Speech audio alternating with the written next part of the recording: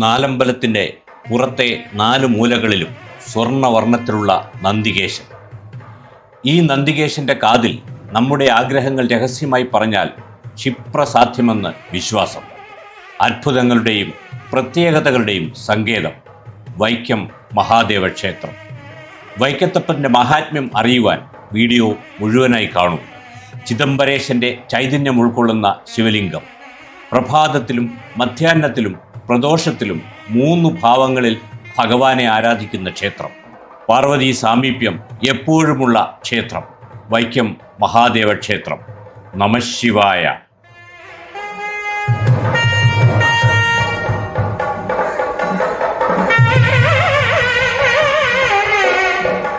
വേമ്പനാട്ട് കായലിൻ്റെ ശീതള മാരുതൻ്റെ തലോടലിൽ സ്വപ്നം കണ്ടുറങ്ങുന്ന വൈക്കം. കോട്ടയം ജില്ലയുടെ വടക്കു പടിഞ്ഞാറായി എറണാകുളം ജില്ലയുമായി അതിർത്തി പങ്കിടുന്ന വൈക്കത്തെ ദേവദേവനായ വൈക്കത്തപ്പൻ കുടികൊള്ളുന്ന മനോഹരമായ ക്ഷേത്ര സങ്കേതം. വാസ്തുവിദ്യയുടെ അത്ഭുതാവഹമായ നേർക്കാഴ്ച നൽകുന്ന, ഭക്തിയുടെ അവാച്യമായ അനുഭൂതി നൽകുന്ന ശിവപാർവതി സങ്കല്പമെന്ന പ്രകൃതി ശക്തി സംയോഗത്തിൻ്റെ നേർക്കാഴ്ചയായ വൈക്കം മഹാദേവ ക്ഷേത്രം. ഈ ക്ഷേത്രമുറ്റത്ത് കാലെടുത്ത് വെക്കുന്ന ഓരോ ഭക്തൻ്റെയും ഉള്ളിൽ ആ പഞ്ചാക്ഷരി മുഴങ്ങും, നമഃശിവായ. ഐതിഹ്യത്തിലേക്ക് നോക്കിയാൽ ചിദംബരം ക്ഷേത്രത്തിൽ ശിവപ്രീതിക്കായി തപസ്സനുഷ്ഠിച്ച ഖരൻ എന്ന അസുരനിലേക്കെത്തും. ചിദംബരേശൻ തൻ്റെ ചൈതന്യത്തോടു കൂടിയുള്ള 3 ശിവലിംഗങ്ങൾ ഖരന് നൽകുകയും ഖരൻ അതുമായി യാത്ര തിരിക്കുകയും ചെയ്തത്രേ. ഇതിൽ ഏറ്റവും വലിയ ശിവലിംഗം വലത് കൈയിലും മറ്റൊരു ശിവലിംഗം ഇടത് കൈയിലും എടുത്തു. 3ാമത്തെ ശിവലിംഗം കഴുത്തിനിടയിൽ അമർത്തിപ്പിടിച്ച് ഖരൻ ആകാശമാർഗെ യാത്ര തിരിച്ചു. വൈക്കം ഭാഗത്തെത്തിയപ്പോൾ ക്ഷീണിതനായതിനാൽ അല്പം വിശ്രമിക്കാനായി ഇപ്പോൾ ക്ഷേത്രമിരിക്കുന്ന സ്ഥലം തിരഞ്ഞെടുത്തു. വലത് കൈയിലെ ശിവലിംഗം അവിടെ വെച്ച ശേഷം വിശ്രമിച്ചു. വീണ്ടും യാത്ര തുടരാനായി എഴുന്നേറ്റ ഖരന് ഇവിടെ വെച്ച വിഗ്രഹം മണ്ണിൽ ഉറച്ചു പോയതായി തോന്നി. ശിവഭഗവാനെ ആ ഭക്തൻ ഉറക്കെ വിളിച്ചപ്പോൾ അശരീരി ഉണ്ടായത്രേ. എന്നെ ആശ്രയിക്കുന്ന ഭക്തന് മോക്ഷം കൊടുത്ത് എക്കാലവും ഞാൻ ഇവിടെ കുടികൊള്ളും. ഈ അശരീരി കേട്ട ഖരൻ തൻ്റെ കൈവശമുള്ള മറ്റ് 2 ശിവലിംഗങ്ങളും പ്രതിഷ്ഠിക്കാൻ തീരുമാനിച്ചു. ഇടത് കൈയിലുള്ള ലിംഗത്തെ ഏറ്റുമാനൂരും കഴുത്തിൽ ഒതുക്കി വെച്ചിരുന്ന ശിവലിംഗത്തെ കടിച്ചെടുത്ത് കടുത്തുരുത്തിയിലും ഇരുത്തി. കടിച്ച് ഇരുത്തിയതിനാലാണ് ആ പ്രദേശം കടിച്ചുരുത്തി എന്നും അത് ലോപിച്ച് കടുത്തുരുത്തി ആയതെന്നും കഥ. ഈ 3 ക്ഷേത്രങ്ങളും ഒരേ ദിവസം ഉച്ചയ്ക്ക് മുമ്പ് ദർശനം നടത്തുന്നത് അതീവ പുണ്യമാണ്. അന്ന് ശിവഭക്തനായിരുന്ന, ശിവഭജനയിൽ മുഴുകിയിരുന്നിരുന്ന വ്യാഘ്രപാദൻ എന്ന മഹർഷിയെ ഈ വിഗ്രഹമേൽപ്പിച്ച് ഖരൻ മുക്തി പ്രാപിച്ചു. വ്യാഘ്രപാദൻ ഈ ശിവലിംഗത്തെ പൂജിച്ചു കഴിയവേ ഒരിക്കൽ പാർവതീ സമേതനായി അദ്ദേഹത്തിന് മുമ്പിൽ ശിവഭഗവാൻ പ്രത്യക്ഷപ്പെട്ടു. അന്ന് വൃശ്ചിക മാസത്തിലെ കറുത്ത പക്ഷത്തിലെ അഷ്ടമി ദിനമായിരുന്നു. 7:30 വെളുപ്പിന് പതിവ് പൂജകൾ നടത്തിയ വ്യാഘ്രപാദ മഹർഷിയുടെ മുമ്പിൽ പാർവതീ സമേതനായി എത്തിയ ഭഗവാൻ. ശിവപാർവതി ദർശനം ലഭിച്ച ആ മഹാത്മാവിന് മോക്ഷം ലഭിച്ചു എന്ന് പറയേണ്ടതില്ലല്ലോ. ഭഗവത് സാമീപ്യം ഇവിടെ ഉണ്ടെന്നറിഞ്ഞ പരശുരാമൻ ഇവിടെ വരികയും ക്ഷേത്ര നിർമ്മാണത്തിന് ദേവശില്പിയായ വിശ്വകർമാവിനെ ചുമതലപ്പെടുത്തുകയും ചെയ്തത്രേ. പരശുരാമ നിർമ്മിതിയിൽ ഉടലെടുത്ത 108 ക്ഷേത്രങ്ങളിൽ ഒന്നായി വൈക്കം മഹാദേവ ക്ഷേത്രത്തെ കരുതിപ്പോരുന്നു. ക്ഷേത്രത്തിന്റെ പാരമ്പര്യ മേൽശാന്തിയും പരമ സാത്വികനുമായ തരണി നാരായണൻ നമ്പൂതിരിയുടെ വാക്കുകൾ കേൾക്കൂ. ആധ്യാത്മിക മേഖലയിൽ വൈക്കം മഹാദേവ ക്ഷേത്രം പഴക്കം നിശ്ചയിക്കാൻ നമുക്ക് സാധ്യമാവാത്തത്രയും പുരാതനമായിട്ടുള്ള ഒരു ക്ഷേത്ര സങ്കേതമാണ്. വയ്യാഘ്രപുരവാസൻ എന്നാണ് ഈ ചൈതന്യത്തിനെ അറിയുന്നത്. ഈ ചൈതന്യത്തിൻ്റെ ഐതിഹ്യങ്ങളോ അല്ലെങ്കിൽ ബാക്കിയുള്ള വിഷയങ്ങൾ ഭാർഗവ പുരാണം എന്ന ഉപപുരാണത്തിൽ വളരെ വിശദമായിട്ട് പറയുന്നുണ്ട്. വൈക്കം, കടുത്തുരുത്തി, ഏറ്റുമാനൂർ എന്നീ 3 ക്ഷേത്രങ്ങളിൽ ഒരേ ദിവസം ഉച്ചയ്ക്ക് മുമ്പ് ദർശനം നടത്തണമെന്ന് തിരുമേനി പറയുന്നു. 3 ക്ഷേത്രങ്ങളും ഒരു ദിവസം ദർശനം നടത്തിയാൽ കൈലാസം പോയി ദർശനം നടത്തിയതിൻ്റെ ഒരു ഫലം ഉണ്ടെന്ന് പോലും അതിൽ പറയുന്നുണ്ട്. ത്രേതായുഗത്തിൽ നിലനിന്നിരുന്ന ശിവലിംഗമാണ് ഇവിടുത്തെ പ്രതിഷ്ഠ എന്ന് സങ്കല്പം. അതിനാൽ തന്നെ കേരളത്തിലെ ഏറ്റവും പഴക്കമേറിയ ക്ഷേത്രങ്ങളിലൊന്നായി വൈക്കം മഹാദേവ ക്ഷേത്രത്തെ കരുതപ്പെടുന്നു. 4 ഗോപുരങ്ങൾ, 2 ആനക്കുട്ടിലുകൾ, വളരെ ഉയരമുള്ള സ്വർണ്ണ കൊടിമരം, ഗംഭീരമായ നമസ്കാര മണ്ഡപം, ചെമ്പുപാളികൾ പാകിയ മേൽക്കൂരയുള്ള വട്ട ശ്രീകോവിൽ, അതിനു മുകളിൽ തലയുയർത്തി നിൽക്കുന്ന സ്വർണ്ണവർണ്ണ താഴികക്കുടം, 10 ഏക്കറോളം വിസ്തൃതിയിൽ വിശാലമായി കിടക്കുന്ന സങ്കേതം, പ്രദക്ഷിണ വഴിയുടെ ഇരുവശവും മണൽ പരപ്പ്, ധാരാളം ആൽത്തറകൾ, മനോഹരമായ ക്ഷേത്രക്കുളം, ഇരുനിലയിലുള്ള ഊട്ടുപുര, 5 പൂജകളും 3 ശീവേലിയും നടക്കുന്ന മഹാക്ഷേത്രം, മഹാദേവന്റെ മഹാക്ഷേത്രം. ഇതാണ് വൈക്കം ക്ഷേത്രം. നമുക്ക് വൈക്കത്തപ്പന്റെ തിരുസന്നിധിയിൽ പ്രദക്ഷിണം വയ്ക്കാം. കിഴക്കേ നടയിലെ ഗോപുരവാതിൽ കടന്ന് അകത്തേക്ക് കയറിയാൽ വിശാലമായ ആനക്കൊട്ടിൽ, ഭീമാകാരങ്ങളായ തൂണുകളിൽ പണിതുയർത്തിയ ആനക്കൊട്ടിൽ. ആനക്കൊട്ടിലിനും മുൻപ് നമ്മുടെ ഇടതുവശത്തായി വലിയ ഒരാലും അതിൻ്റെ തറയും. ഈ ആൽത്തറയിലിരുന്നാണ് വ്യാഘ്രപാദ മുനി ശിവഭജനം ചെയ്തിരുന്നതത്രേ.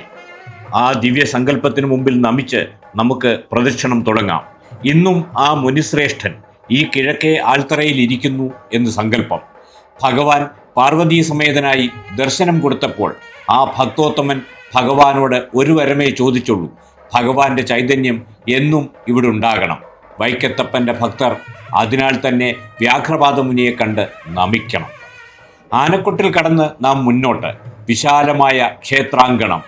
രണ്ടാമത്തെ ആനക്കൊട്ടിലിന് മുമ്പായി ദീർഘങ്ങളായ 4 വിളക്ക് സ്തൂപങ്ങൾ.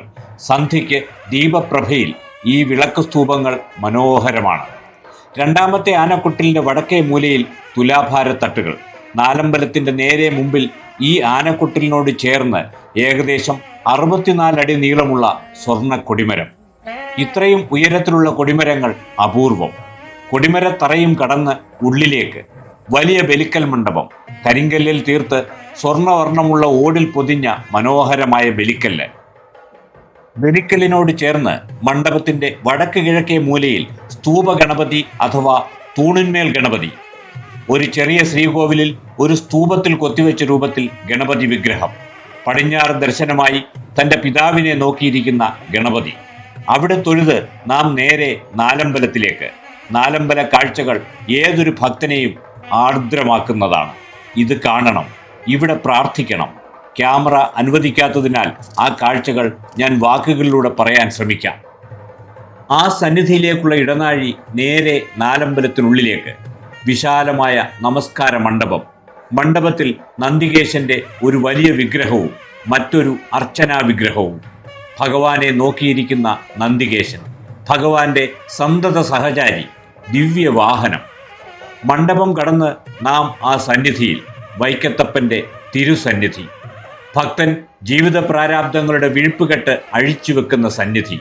മനമുരുകി പ്രാർത്ഥിക്കുന്ന ദിവ്യ മുഹൂർത്തം. ഇവിടെ പണ്ഡിതനും പാമരനും ധനികനും ദരിദ്രനും എല്ലാം ഒരുപോലെ. ഞാനും നീയുമെന്ന വേർതിരിവില്ലാതെ എല്ലാം ശിവമയമായ സങ്കേതം. സോപാനത്തിൽ നിന്നും 6 പടികൾ കടന്നാൽ ആദ്യ തട്ടായ മുഖമണ്ഡപം. മുഖമണ്ഡപത്തിൽ നിന്ന് വീണ്ടും 6 പടികൾ കടന്നാൽ സമചതുരത്തിലുള്ള ഗർഭഗൃഹം. എന്താണ് 6 പടികളുടെ പ്രത്യേകത? ഒരു വലിയ തത്വശാസ്ത്രം ഇതിനു പിന്നിൽ അന്തർലീനമായിരിക്കുന്നു. മനുഷ്യായുസിനെ 6 ഘട്ടങ്ങളായി തിരിക്കാം. ആരംഭഘട്ടത്തിൽ പരമാത്മാവ് ജീവാത്മാവായി ശരീരത്തിൽ പ്രവേശിക്കുന്നു.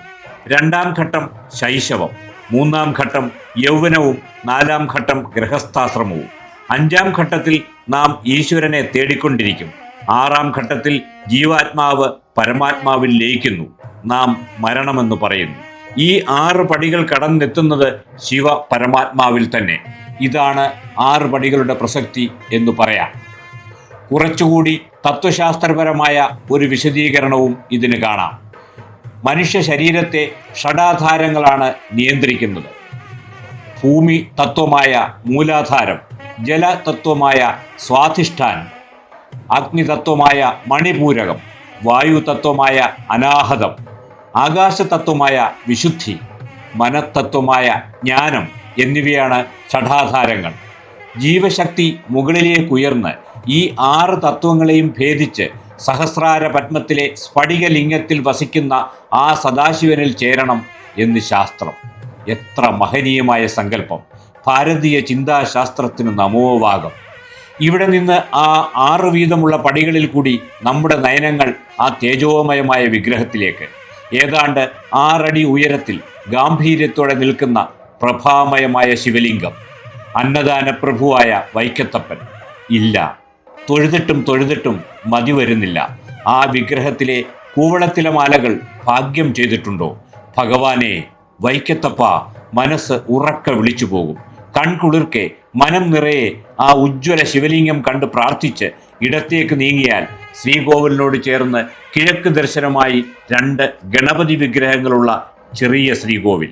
വിഗ്രഹങ്ങളിൽ ഒന്ന് വലുതും മറ്റൊന്ന് ചെറുതും, മഹാഗണപതിയും ശക്തി ഗണപതിയും. വട്ട ശ്രീകോവിലിൻ്റെ പുറത്തെല്ലാം ചുവർ ചിത്രങ്ങളും ശില്പങ്ങളും. അതിൽ നടരാജനും മഹാവിഷ്ണുവും കിരാതമൂർത്തിയും ദശാവതാരവും എല്ലാമുണ്ട്. പ്രദക്ഷിണം പടിഞ്ഞാറേ നടയിലെത്തുമ്പോൾ ആൽവിളക്ക് കാണാം. ആൽമരത്തിൻ്റെ ആകൃതിയിൽ ലോഹനിർമ്മിതമായ വിളക്ക്, മരത്തിൽ പക്ഷികൾ ഇരിക്കുന്നത് പോലെ വിവിധ പക്ഷികളുടെ രൂപങ്ങൾ. 365 തിരികൾ ഈ വിളക്കിൽ തെളിയിക്കാം. ഇത് ഇവിടത്തെ വളരെ പ്രധാനപ്പെട്ട ഒരു വഴിപാടാണ്. ഒരു ദിവസം 4 പ്രാവശ്യം ഈ വിളക്കുകൾ കത്തിക്കുന്നു. ആൽവിളക്കും തൊഴുത് പുറകിലേക്ക് നോക്കിയാൽ നാലമ്പലത്തിൻ്റെ പടിഞ്ഞാറേ വാതിൽ, അടഞ്ഞു കിടക്കുന്ന പടിഞ്ഞാറേ വാതിൽ. വീണ്ടും മുന്നോട്ട് നടന്നാൽ വടക്കു പടിഞ്ഞാറേ മൂലയിൽ തറ കെട്ടി നിർത്തിയിരിക്കുന്ന കൂവള വൃക്ഷം, ഭഗവാന്റെ പ്രിയപ്പെട്ട വൃക്ഷം. വൃക്ഷത്തെ വണങ്ങി മുന്നോട്ട് നടന്നാൽ വ്യാളീമുഖത്തോടെ നിൽക്കുന്ന ഓവ് കാണാം. ശിവക്ഷേത്രത്തിൽ ഓവ് മുറിച്ച് കടക്കാൻ പാടില്ലല്ലോ. അവിടെ നിന്നും അപ്രദക്ഷിണമായി വീണ്ടും കിഴക്കേ നടയിലേക്കും അവിടെ നിന്ന് വടക്കേ നടയിലെ ഓവിന് സമീപത്തേക്കും. തൊട്ടടുത്ത് വടക്കുവശത്തായി ഒരു ബോർഡ് കാണാം, മാന്യസ്ഥാനം. എന്താണ് മാന്യസ്ഥാനം? അതിനും ഒരു കഥയുണ്ട്. ഒരിക്കൽ വില്വമംഗലം സ്വാമിയാർ ക്ഷേത്രത്തിലെത്തി. നടയിൽ തൊഴുതു നിൽക്കുമ്പോൾ ഭഗവാൻ ശ്രീകോവിലിൽ ഇല്ല എന്ന് അദ്ദേഹത്തിന് ബോധ്യമായി. പെട്ടെന്ന് ക്ഷേത്രത്തിലെ നാലമ്പലത്തിൻ്റെ വടക്കുഭാഗത്ത് ഒരു ബ്രാഹ്മണ വേഷത്തിലിരുന്ന് സദ്യ കഴിക്കുന്ന ഭഗവാനെ അദ്ദേഹത്തിൻ്റെ ദിവ്യ നയനങ്ങൾ കണ്ടു. അന്നു മുതൽ ഭഗവാൻ ഇരുന്ന് ഭക്ഷണം കഴിച്ച സ്ഥലത്തെ മാന്യസ്ഥാനം എന്ന് വിളിക്കാൻ തുടങ്ങി. ഇപ്പോഴും ക്ഷേത്രത്തിലെ ഉച്ചപൂജയ്ക്ക് ശേഷം ഇവിടെ ഭഗവാനായി ഒരിലയും വിഭവങ്ങളും വിളമ്പാറുണ്ടത്രേ. മാന്യസ്ഥാനത്തും തൊഴുത് വീണ്ടും കിഴക്കേ നടയിലേക്ക് പോയാൽ വലിയ അടുക്കളയും അതിനോട് ചേർന്ന് വടക്ക് കിഴക്കേ മൂലയിൽ ഒരു കിണറും കാണാം. ശിവാനന്ദ തീർത്ഥം എന്നറിയപ്പെടുന്ന ഈ കിണറിലെ ജലമാണ് അഭിഷേകം ഉൾപ്പെടെയുള്ള എല്ലാ പൂജാവശ്യങ്ങൾക്കും ഉപയോഗിക്കുന്നത്. വീണ്ടും ഒരിക്കൽ കൂടി ഭഗവാനെ നിറകണ്ണുകളോടെ തൊഴുത് പുറത്തേക്കിറങ്ങാം.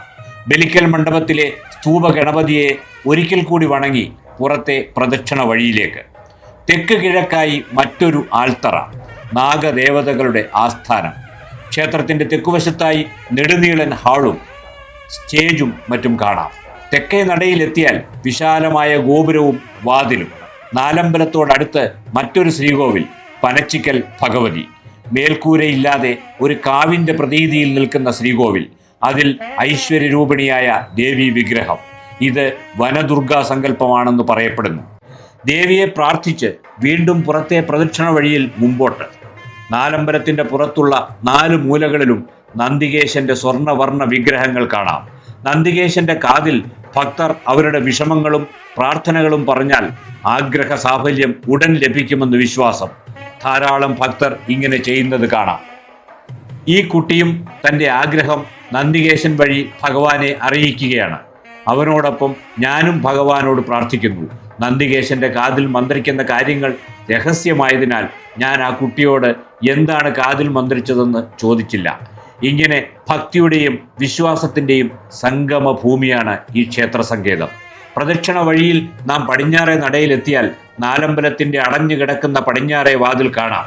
ഇതിനും ഒരു കഥയുണ്ട്. പണ്ട് ഈ ക്ഷേത്രം 108 കുടുംബക്കാരുടെ അധീനതയിലായിരുന്നു. അവർ തമ്മിൽ ചില പ്രശ്നങ്ങൾ ഉണ്ടാവുകയും അവർ 2 ചേരികളിലായി നിന്ന് പരസ്പരം മത്സരിക്കുകയും ഉണ്ടായി. ഞല്ലാൻ നമ്പൂതിരിയുടെ നേതൃത്വത്തിലുള്ള വിഭാഗം ക്ഷേത്രത്തിലെ ആചാരങ്ങൾ തടയുവാൻ പുറപ്പെട്ടു. വെറ്റില മുറക്കി ഞല്ലാൻ നമ്പൂതിരി പടിഞ്ഞാറേ വാതിലിലൂടെ ഉള്ളിലെത്തുകയും ഭഗവാന്റെ പ്രസാദങ്ങൾ അശുദ്ധമാക്കുകയും ചെയ്തു. മടങ്ങി പോകുന്ന വഴി നാലമ്പലത്തിൻ്റെ പടിഞ്ഞാറേ വാതിലിൽ നിന്നും ഒരു ഉഗ്ര സർപ്പം അദ്ദേഹത്തിനടുത്തേക്ക് വരികയും അദ്ദേഹത്തിന് സർപ്പദംശനം ഏൽക്കുകയും ചെയ്തു. ക്ഷീണിതനായ നമ്പൂതിരി ഒരു വിധത്തിൽ പടിഞ്ഞാറേ ഗോപുരം കടന്ന് ക്ഷേത്രത്തിന് പുറത്തെത്തിയ ക്ഷണം മരണമടഞ്ഞു. പെട്ടെന്ന് ക്ഷേത്രത്തിൽ നാലമ്പലത്തിൻ്റെ പടിഞ്ഞാറേ വാതിൽ ഇനി തുറക്കണ്ട എന്ന് അശരീരി ഉണ്ടായത്രേ. ഇന്നും ആ വാതിലുകൾ അടഞ്ഞു തന്നെ കിടക്കുന്നു. പ്രദക്ഷിണ വഴിയിൽ പടിഞ്ഞാറ് നിന്നും നമ്മൾ വീണ്ടും കിഴക്കേ നടയിലേക്ക്. ക്ഷേത്രത്തിന്റെ വടക്കേ നടയിൽ നെടുനീളൻ ഊട്ടുപുര. 2 നിലകളുള്ള ഈ കെട്ടിടത്തിൽ ക്ഷേത്ര കലാപീഠം പ്രവർത്തിക്കുന്നു. ഈ കെട്ടിടത്തിന്റെ വടക്കുഭാഗത്തായി അതിവിശാലമായ തീർത്ഥക്കുളം. ഗംഗാതീർത്ഥമാണ് ഇത് എന്ന് സങ്കല്പം. കിഴക്കേ നടയിലെത്തി കൊടിമരച്ചുവട്ടിൽ നിന്ന് ഒരിക്കൽ കൂടി ഭഗവാനെ വന്ദിക്കുമ്പോൾ നമ്മുടെ മനസ്സും ശരീരവും ശാന്തമാകും. ശാന്തഭാവത്തിൽ അനുഗ്രഹവർഷം ചൊരിഞ്ഞു നിൽക്കുന്ന അന്നദാന പ്രഭുവായ വൈക്കത്തപ്പൻ. ക്ഷേത്രത്തിലെത്തിയാൽ കിട്ടുന്ന ശാന്തതയെപ്പറ്റി, ഉദ്ദിഷ്ട കാര്യസാധ്യത്തെപ്പറ്റി, ജീവിത വിജയത്തെപ്പറ്റി ഭക്തർക്ക് പറയാനേറെയുണ്ട്. വൈക്കത്തപ്പന്റെ അത്ഭുതാവഹമായ അനുഗ്രഹവർഷത്തിന്റെ അനുഭവ കഥകൾ. എല്ലാം കൊണ്ടും വളരെ വിശേഷപ്പെട്ട ഒരു ക്ഷേത്രം തന്നെയാണിത്. ഒരുപാട് അകലയിൽ നിന്നും ആളുകൾ ഇവിടെ വന്ന് ദർശിച്ച് ഭജിച്ച് അവർക്ക് ഫലസിദ്ധി ഉണ്ടാവാറുണ്ട്. കാലത്ത് നട തുറക്കുന്നത് മുതൽ 8 മണിയോടെ നടക്കുന്ന പന്തീരടി പൂജ വരെ ദക്ഷിണാമൂർത്തി ഭാവത്തിലും, പിന്നീട് ഉച്ചപൂജ വരെ അർജുനന് പാശുപതാസ്ത്രം നൽകിയ കിരാതമൂർത്തി ഭാവത്തിലും, വൈകുന്നേരം വാമഭാഗത്ത് പാർവതീദേവിയും മടിയിൽ ഗണപതിയും സുബ്രഹ്മണ്യനുമായിരിക്കുന്ന ശക്തി പഞ്ചാക്ഷരിയായും ഭഗവാനെ ഇവിടെ ആരാധിക്കുന്നു. 5 പൂജകളും 3 ശീവേലികളും നടക്കുന്ന ലക്ഷണമൊത്ത മഹാക്ഷേത്രമാണ് വൈക്കം മഹാദേവ ക്ഷേത്രം.